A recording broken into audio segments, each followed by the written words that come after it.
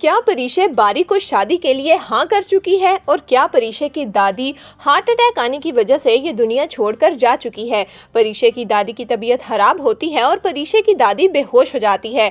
जुबैदा के तो हाथ पांव फूल जाते हैं। वो फौरन परीशे को कॉल करती है और कहती है कि तुम फौरन घर आ जाओ, अम्मा बेहोश हो गई हैं। परीशे फौरन मीटिंग छोड़कर बाहर आती है। तभी बारी भी परीशे के पीछे आता है और कहता है, परीशे क्या हुआ, सब ठीक तो है ना।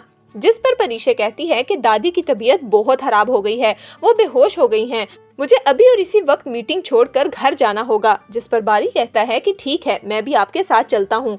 परीशे कहती है कि सर आपकी मीटिंग है, लेकिन बारी मीटिंग इग्नोर करता है और कहता है कि इस वक्त दादी की जान सबसे ज्यादा इम्पोर्टेंट है, चले मेरे साथ, इस वक्त पता नहीं आपको कैब मिलेगी भी या नहीं। बारी परीशे को लेकर जैसे ही घर पहुँचता है तो परीशे अपनी दादी को उठाने की कोशिश करती है, लेकिन उसकी दादी कोई जवाब नहीं देती।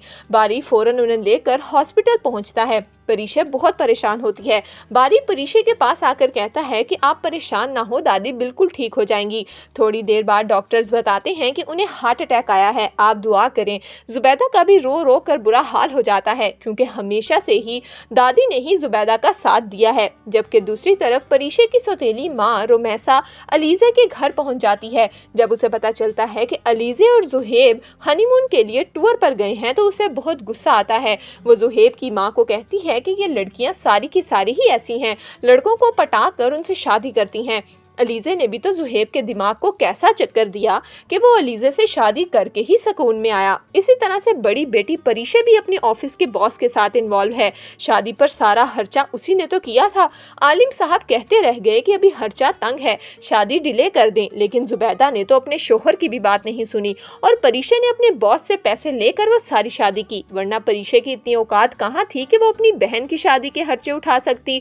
जुहेब की माँ और बहन ये सब कुछ सुनकर बहुत गुस्से में आ जाते हैं।